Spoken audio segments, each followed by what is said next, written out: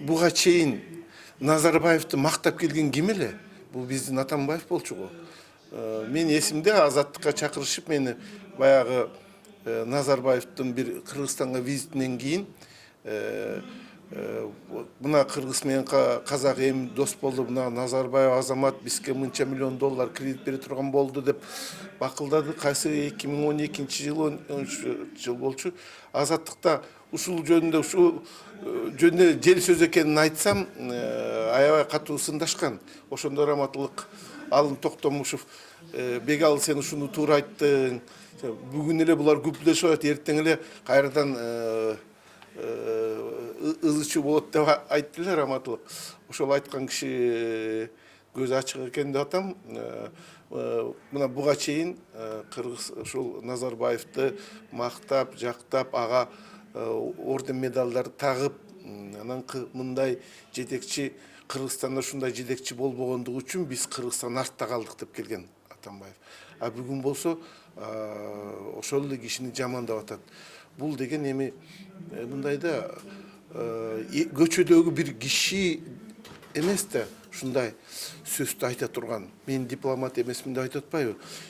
Президент деген, улуттун лидери деген ал дипломат да болуш керек. Ал лидерде бардык касиеттер, бардык сапаттар болуш керек. Ушул өзүнүн кайсы бир оюна туура келбеген ишти жасап койду деп эле асылган. Эми бул уят иште. Эгер ошол эле ишти, мисалы үчүн Бабановду кабыл алып койгон үчүн гана Назарбаевди азыр жерге киргизип жамандап атат. Бирок Атамбаев өзү деле президенттик шайлоого 10 күн калганда Россия бар Путиндин кабыл алуусунда болбоду беле? Анан ал сүрөттөрдү, видеолорду таркатып пайламбады беле? Ушул акыркы 5-6 жылдан бери Атамбаевшина ушул мага бардыгы боло берет, а башка эч кимге болбойт деген бир чолок ой менен жашап келатышат да. Атамбаев жана Атамбаевди колдоочулар, Атамбаевчилердин дагы ушундай бир коомдо бир группа пайда болду. Ошо алар чындыктын акыркы инстанциясын чөйдөгө салып алышкандай, аларга бардыгы боло берет, а башкаларга болбойт. Аларга мыйзам иштебейт, алар мыйзамдын үстүндө турушат, а башкаларга мыйзам иштеш керек. Ушундай принцип менен жашап келатышат да. Ошон үчүн мен ойлойм, кече айтканы бул Кыргызстанга, кыргыз казактын достугуна өтө чоң зыян келтирет. Анын үстүнө жана өзүң айткандай, биздин бүт транспорттук системабыз, ал тургай абадан уччу аба жолдорубуз баардыгы Казакстан аркылуу өтөт.